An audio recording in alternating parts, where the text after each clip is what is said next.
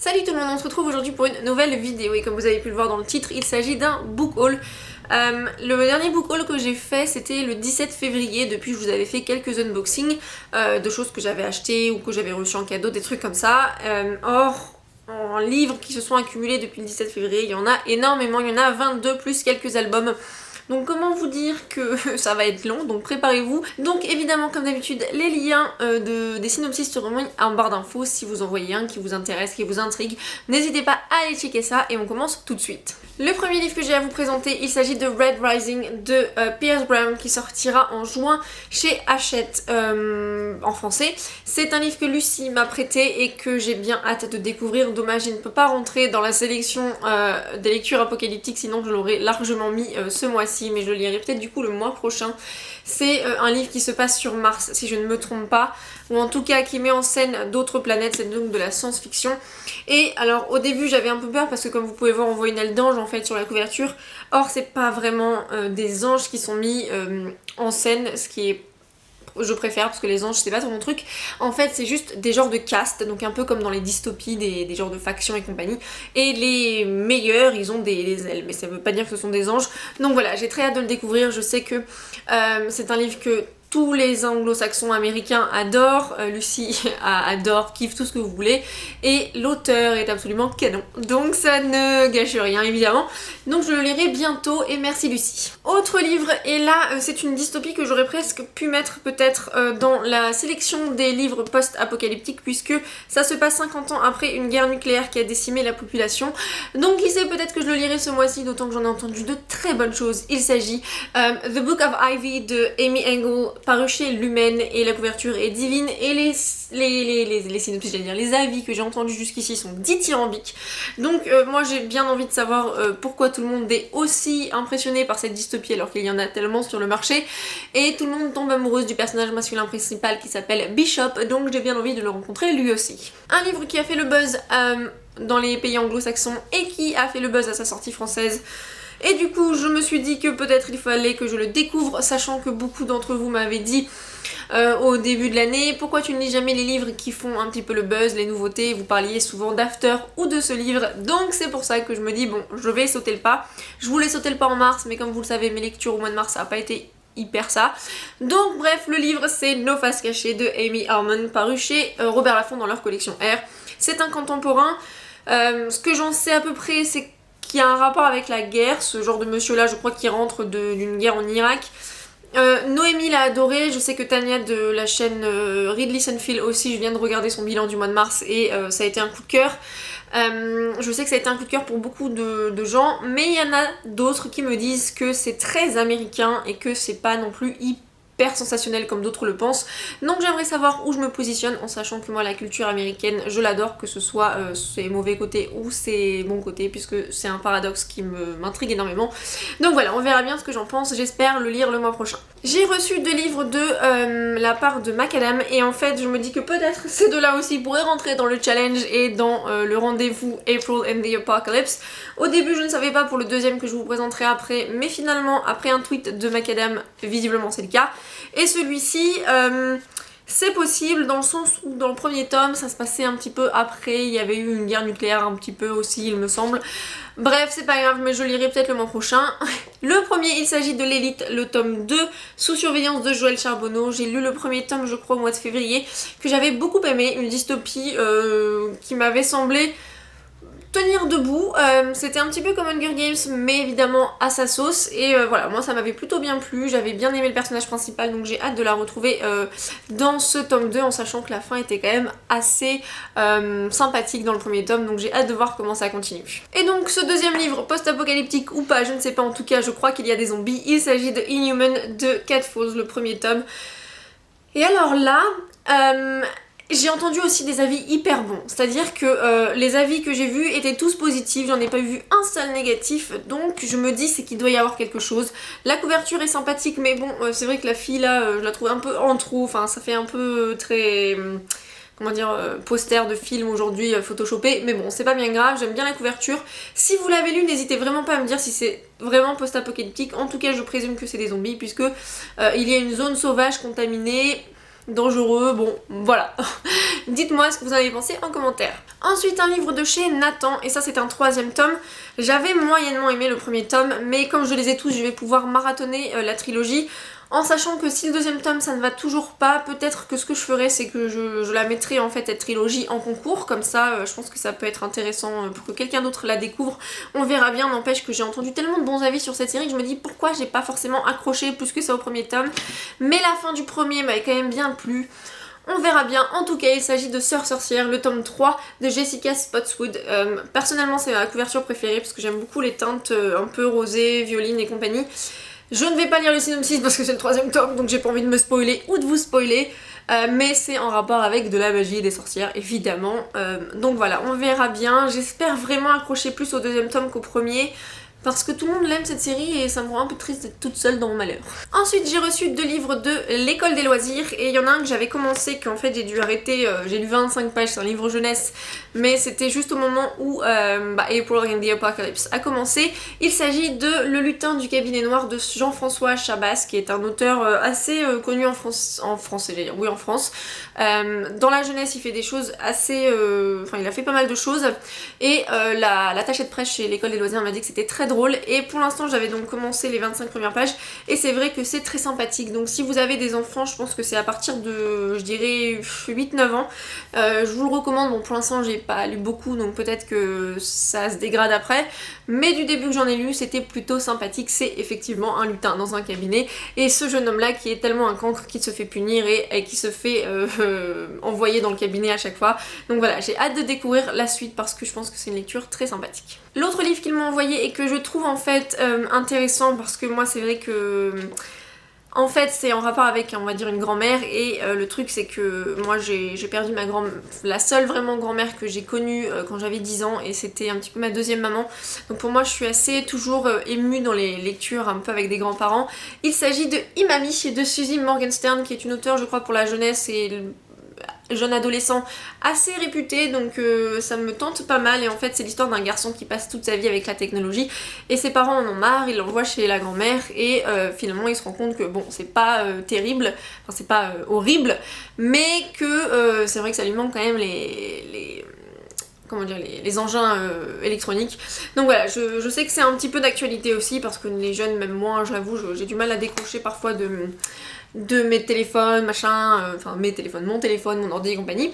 Donc voilà, je pense que ça peut être sympathique à lire, c'est ultra court, c'est écrit gros avec des superbes marges, je ne sais pas si vous pouvez voir d'ici, donc je pense que ça ira très vite. Ensuite j'ai reçu Avant de t'oublier de Rowan Coleman chez Milady Romance et ce livre me semble très poignant. En fait c'est une femme qui souffre d'Alzheimer et du coup qui écrit dans un journal je crois pour ne pas oublier, et j'ai vu très récemment au cinéma Still Alice, je n'ai pas lu le livre et du coup c'est vrai que c'était très poignant. Moi je connais pas forcément de gens autour de moi qui souffrent de la maladie d'Alzheimer, j'ai des copines dont les grands-mères ou les grands-pères en ont souffert, mais c'est vrai que moi c'est pas une maladie à laquelle je peux vraiment m'identifier et en tout cas le film Still Alice m'a vraiment genre ah ouais ça a l'air hyper difficile, donc du coup je ne sais pas trop ce que ça va donner avec ce livre, je vais avoir un peu du mal, je pense que ça va être assez triste, mais voilà je pense que ça peut être très émouvant de lire un livre comme celui-ci. Un livre d'une auteure que je possède dans ma balle et que je n'ai pas encore lu, mais du coup je vais pouvoir enchaîner je pense tous ces livres. Il s'agit de La balade des Lucioles de J.A. Ranmersky qui a écrit L'avant loin de toi ou quelque chose comme ça, et en fait le truc c'est que j'avais acheté le premier tome il y a quelques mois, je ne sais plus dans quel haul je l'avais mis, et c'est ma mère qui l'a pris en premier, sauf que je ne sais pas du tout où il est passé, et j'ai le 2e tome dans ma palle, je sais où il est, mais j'ai pas le premier, donc je ne sais pas trop comment ça va se passer, mais je veux les lire dans l'ordre de publication.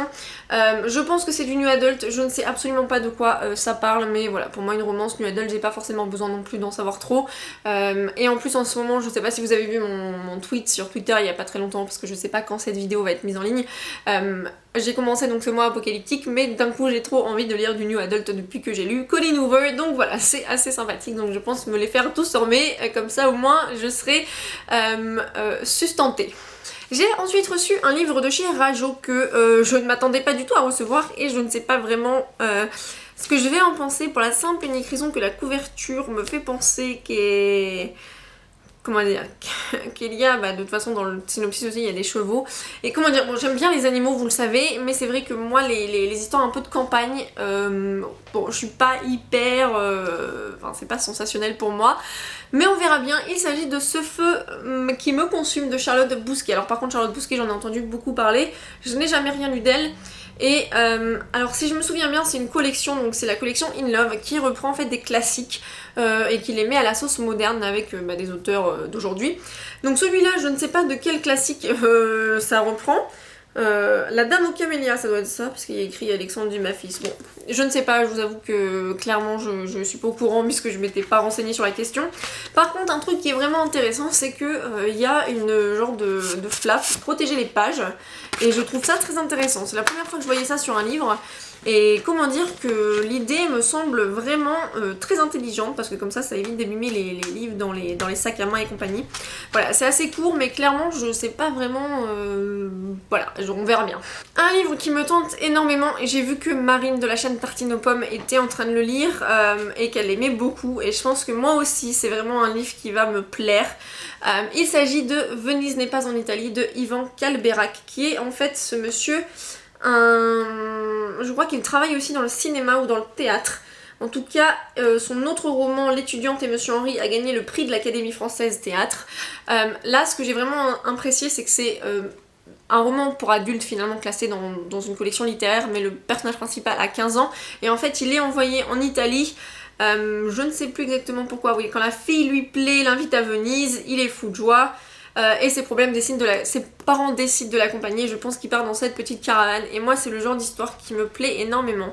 Donc j'espère ne pas être déçue, parce que clairement j'en ai quand même pas mal d'attentes. On verra bien. Si Marine l'a aimé, peut-être que moi aussi. Un livre pour lequel je peux avoir aussi beaucoup d'attentes parce qu'il a été marqué comme L'ombre du vent de Carlos Ruiz Zafón, qui est un de mes livres préférés. Donc là évidemment il y a une barre très haute.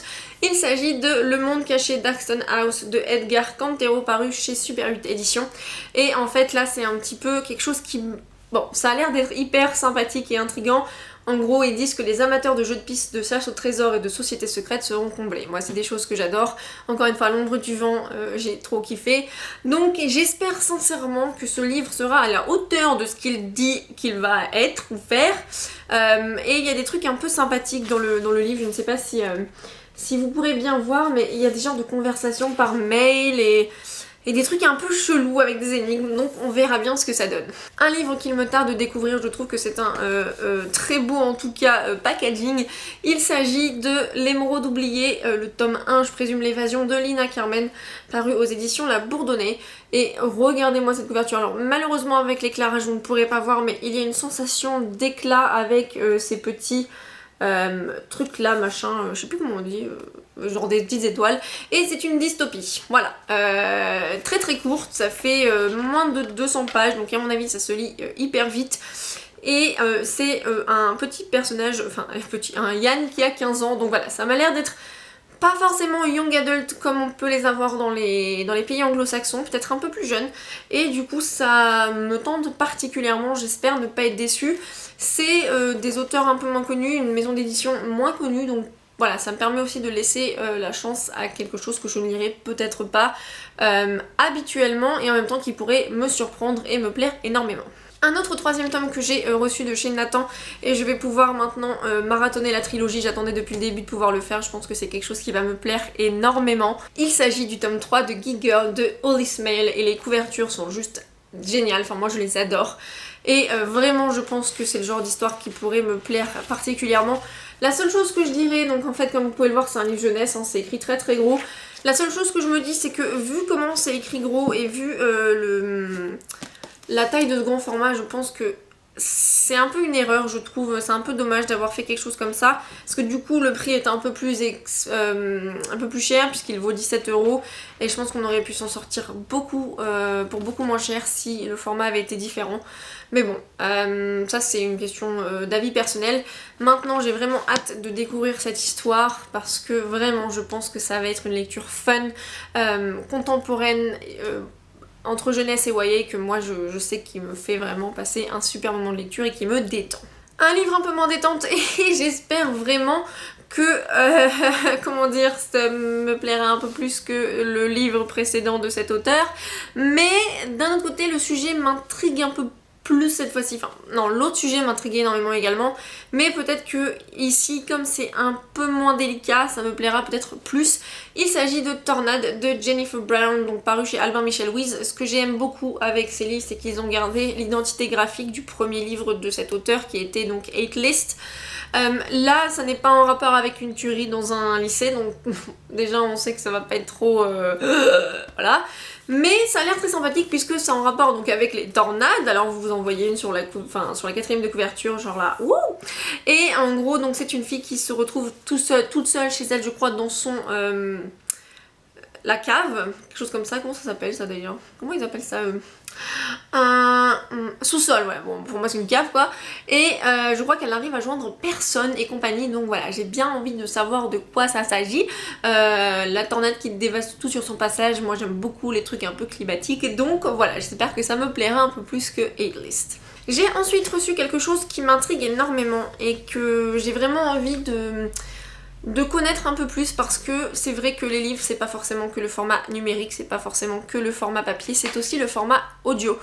Et Audiolib m'a proposé de découvrir un de leurs ouvrages. Le truc c'est que moi je ne voulais absolument pas m'engager dans un livre en total, parce que si je n'aime pas, clairement ça aurait été trop long pour moi à essayer d'écouter. Donc ils m'ont proposé en fait c'est un recueil de nouvelles, donc c'est des formats de même pas 20 minutes, enfin il y a des nouvelles qui sont d'une vingtaine de minutes, donc je pense que ça c'est très pratique, d'autant que c'est un auteur que j'avais envie de découvrir depuis un moment. Le seule chose c'est qu'en fait je pensais qu'on allait m'envoyer un format MP3 et en fait on m'a envoyé un format CD, et le truc c'est que j'ai plus de lecteur CD chez moi, donc je ne sais pas encore comment je vais faire. Faut que je me renseigne sur la question, mais bon c'est pas grave. Il s'agit donc de Douglas Kennedy, Murmuré à l'oreille des femmes, et donc c'est un recueil de plusieurs nouvelles, et moi celle qui m'intéresse le plus dans celle-là c'est les contes de Noël, c'est le dernier. C'est plus Noël, je le sais, mais c'est pas grave. En tout cas je sais que Douglas Kennedy c'est un auteur que beaucoup adore, donc voilà, j'espère vraiment que ce sera sympathique. Je vous en ferai une revue je pense toute seule. Maintenant évidemment les formats sont très personnels, donc si moi je n'aime pas les audios, les livres audio, peut-être que vous les adorez, et je vous invite d'ailleurs à lire de tout sur les formats, parce que c'est toujours très intéressant de voir de nombreux formats exploités et aimés par chacun. Un livre que je suis extrêmement intriguée de lire et que j'ai hâte de découvrir, il s'agit du premier tome de la série Inaccessible, ou de la trilogie Inaccessible, ou Unremembered je crois en anglais, de Jessica Brody, qui sortira le 24 avril chez Au Diable Vauvert. Et je ne sais pas si vous pourrez bien voir la couverture, il y a des détails en fait brillants sur une couverture mate que je trouve absolument divine. Et comme ça vous le voyez un petit peu plus sur la 4ème de couverture. Cette histoire a l'air vraiment très sympathique et pas d'actualité, mais c'est un petit peu, comment dire, c'est, on va dire ça sort au bon moment, enfin je sais même pas comment le dire tellement c'est un peu délicat, puisque la première phrase donc du synopsis c'est: Sarah est retrouvée indemne dans les décombres d'un avion sans aucun souvenir de sa vie passée. Donc comme on le sait, il y a eu beaucoup d'accidents d'avion ces derniers temps, ce qui est effrayant je trouve. Et en fait là il y en a un qui va arriver, qui s'appelle Zen, alors c'est assez marrant qu'il s'appelle Zen, et en fait il va dire qu'il est son petit ami, mais est-ce que c'est vraiment son petit ami? Qu'est-ce qui va se passer? Est-ce qu'il n'y a pas des secrets vu qu'elle n'a aucun souvenir? Et la petite phrase là-haut c'est: il y a pire qu'oublier son passé, c'est s'en souvenir. Et je trouve ça très intéressant, très intriguant. Donc voilà, j'espère que ça me plaira, parce que sinon je serais un peu triste, parce que du coup ça me pump up beaucoup. Mais bon bah si j'aime pas c'est pas grave, tant pis. Ce prochain livre je vais le faire gagner très bientôt sur la page, parce que je ne l'ai pas demandé et que clairement celui-là je sais que je le lirai pas, en tout cas pas en français. Donc je me dis que ça pourrait faire plaisir peut-être à l'un d'entre vous si ça vous intéresse. Il s'agit des novellas 4 de la série Divergente par Veronica Roth. Et voilà, c'est la parution française, je ne sais pas quand est-ce que c'est censé sortir, j'ai le papier là-bas, mais attendez, parution attendez, 2 avril, bah ça sera déjà passé depuis quand je mettrai cette vidéo en ligne. Donc voilà, je pense que ça pourrait faire plaisir à quelqu'un qui a envie de le découvrir. Moi, pour l'instant, c'est pas le cas, et en tout cas, si je le fais, ce sera en VO.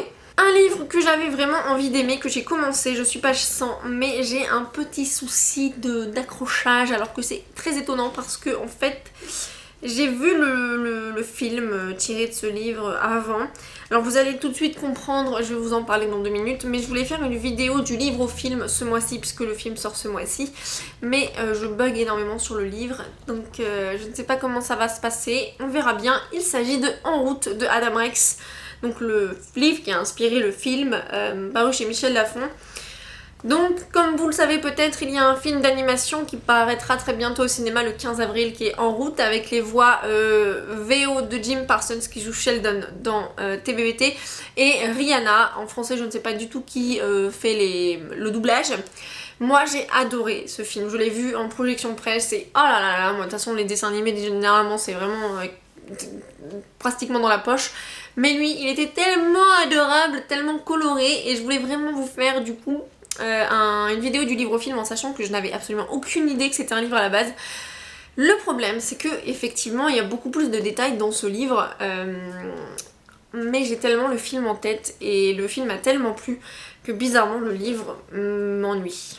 Voilà. Donc bah du coup je ne sais pas comment ça va se passer, je vais vraiment essayer de le finir pour le 15 avril en sachant que je sais pas quand cette vidéo va être mise en ligne, mais comme vous le savez c'est ce mois-ci April and the Apocalypse, en sachant que j'ai aussi des lectures pour le travail et pour un comité de lecture. Je ne sais pas comment je vais faire, mais je vais essayer de m'en sortir, je vais essayer de vous faire cette vidéo, et en attendant, ben voilà. Et ensuite je voulais vous montrer quelques albums, mais cette vidéo est déjà très longue et je sais que je vais vous faire une vidéo très rapidement sur les albums jeunesse que j'ai lus récemment. Et du coup je me dis bon bah c'est pas grave si vous les voyez pas aujourd'hui, vous les verrez dans cette vidéo qui paraîtra sûrement ce mois-ci je pense. Donc voilà, je pense que je vais m'arrêter là pour ce book haul qui est déjà extrêmement long. Donc c'était toutes les réceptions depuis à peu près début mi-février. Donc là j'espère que ça va un petit peu se freiner, sinon on n'est pas dans le caca. En sachant que mes lectures en ce moment je suis pas hyper au taquet. Donc à moins de lire 35 livres par mois, bon voilà. Mais j'en suis quand même hyper contente, je pense qu'il y a de très très bonnes choses dans ces réceptions. Je pense qu'on peut vraiment avoir du lourd et de très belles surprises et découvertes.